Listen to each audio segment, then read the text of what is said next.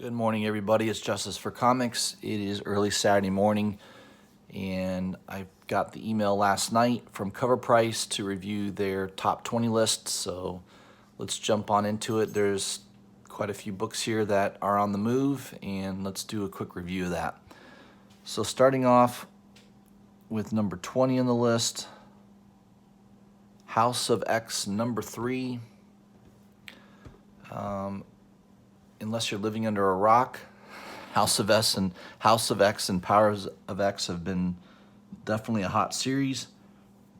A lot of the covers are pretty cool. It just a well-written, obviously good writing does the trick, and Marvel finally is starting to reboot the X-Men series the way it should be. I haven't bought, prior to this House of X and Powers of X, I've really not bought too many X-Men books over the last probably 5 or 6 years at least. So it is nice to see the franchise sort of get revitalized here. So number 20 on the list is issue number 3, regular A cover. Not a bad cover. I've been picking up the Huddleston variants probably a little bit more than the A covers. I just like the artwork a little bit better on the Huddleston covers, so to each his own on that. So that's number 20 on the list. Raws are going for around 12 bucks. Number 19 on the list is an older book. Definitely, if you're a Batman fan, it's been on the list of books that you probably should end up owning, or at least in trade paperback. Batman: The Long Halloween, number 1. That book's been around a long time. I'm not a big fan of the artist Tim Sale, but I think I remember reading it. It's a pretty good series. That Raws are going for about 65 bucks, up 203% in the last 7 days. So, that Batman is on the move. I guess Robert Pattinson's going to be the new Batman, and they're going to be potentially using this storyline for that first movie that he's doing. So I don't think it's been confirmed. Total speculation. So I don't know. You might find that still in a dollar bin or a back issue bin for pretty cheap. I don't know. Probably for the shop owner that's uninformed, you might be able to find that. Number 18 on the list, House of X number 5, the Huddleston variant. Seeking a raw high sale of $15.50. I don't know why they should just put 15 bucks. Who cares about the 50 cents?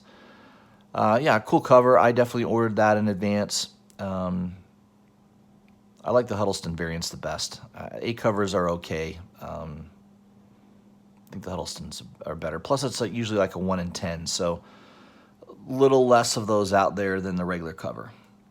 Number 17, Powers of X.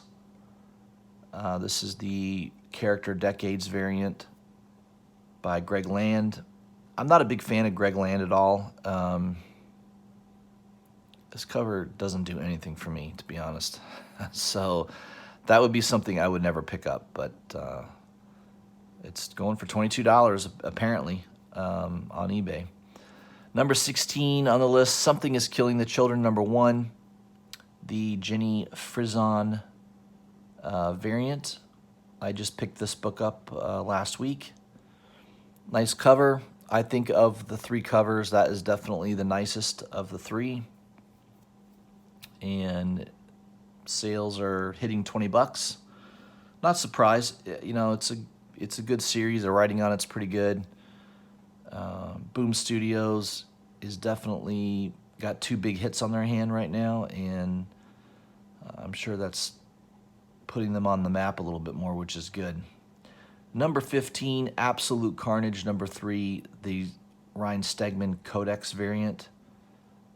Raws are hitting $37.70. Again, why do I need to know the exact price? $37.75. Just put 37 bucks and end it, or round up to 38. This cover's okay. Stegman, I like him as an interior artist. I'm not a big fan of his cover art. Yeah, it's decent, but I wouldn't pay 37 bucks for it. Let's put it that way. Number 14, Batman 78. They've got it's the Clay Man variant. I don't know who this Chally Man is. I think they got that wrong. Raws are going for about $9. A really nice cover.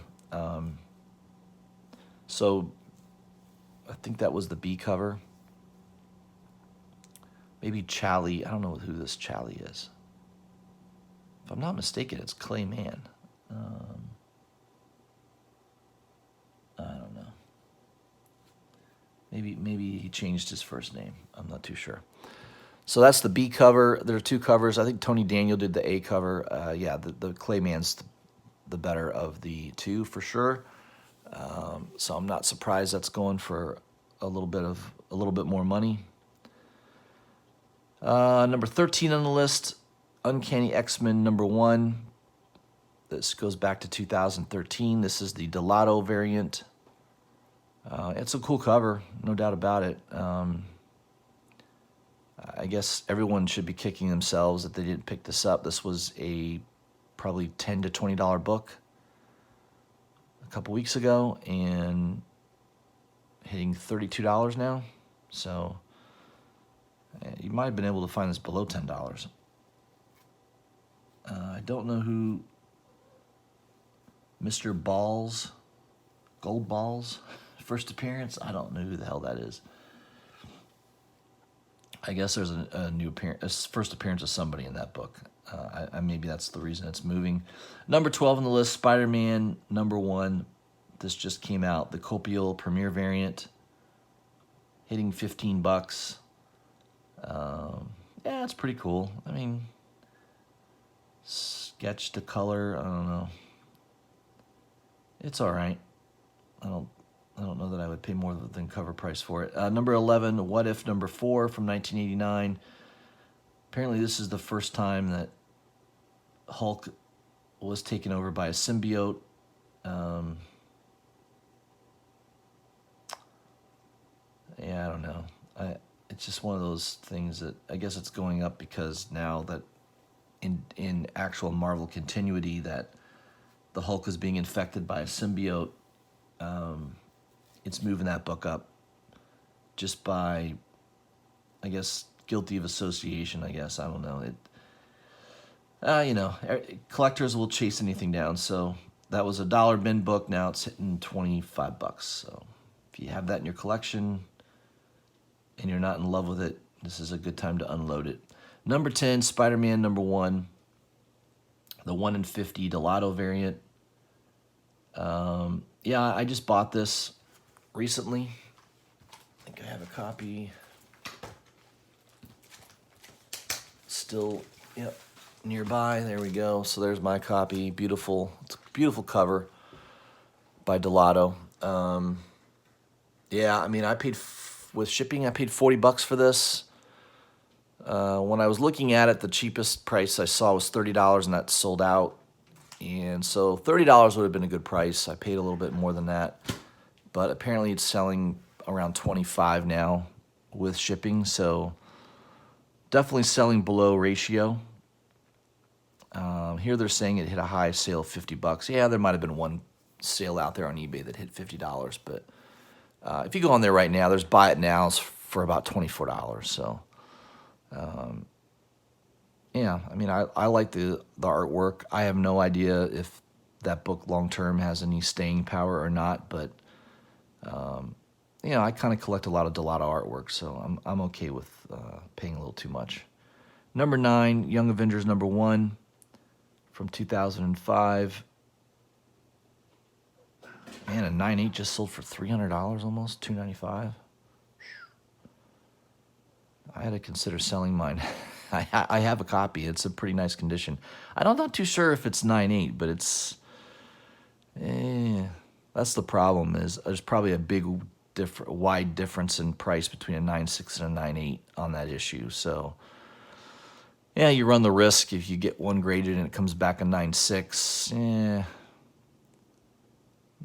It's the risk you take with grading, but again, I usually only sell I'm only going to grade a book if I really want to sell it, and I think it will help me get a higher premium for that book.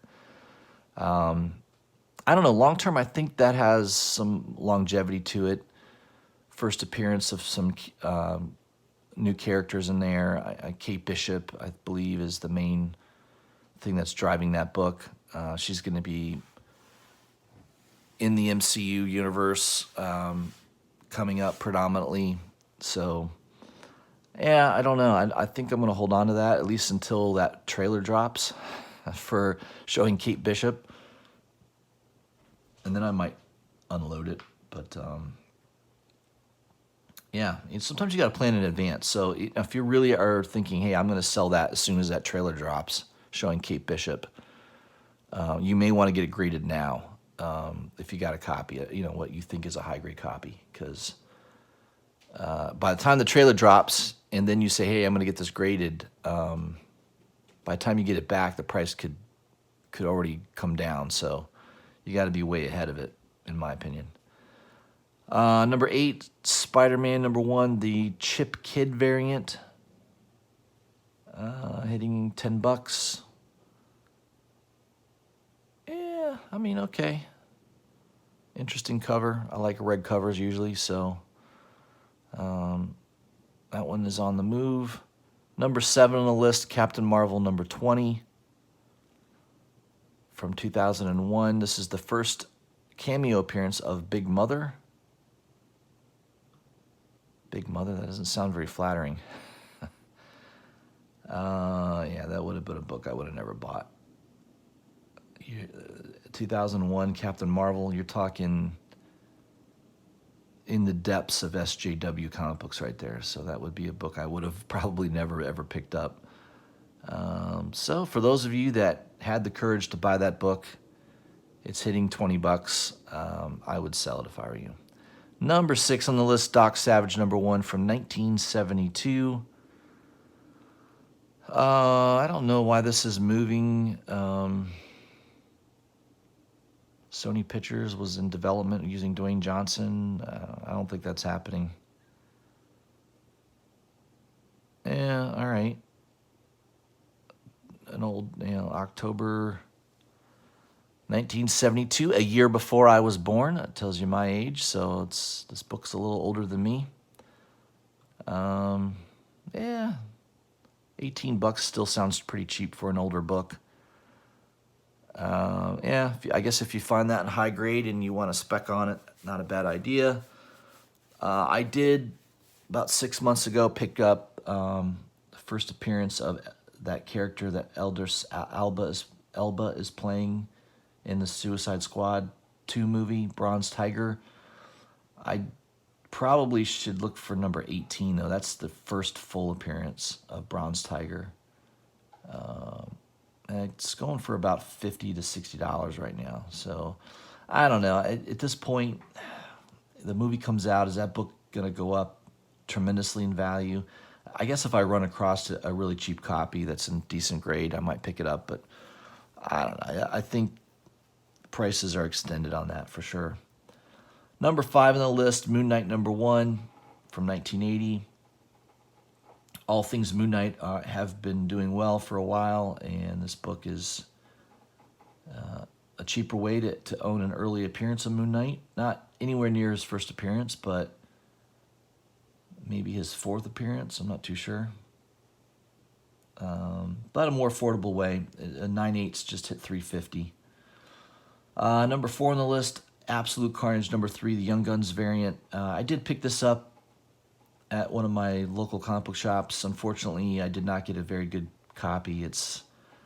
I've got some spine issues in my copy. So I got it for cover price though. So what are you gonna do? That was one that you would have had to have. I think you could have pre-ordered that. Problem with pre-ordering is I usually like to pre-order books where I can see the cover, and that was one where there was no cover to it until the last second because it was obviously revealing a character. So hitting $20, not bad. Number 3 on the list, Uncanny X-Men #1.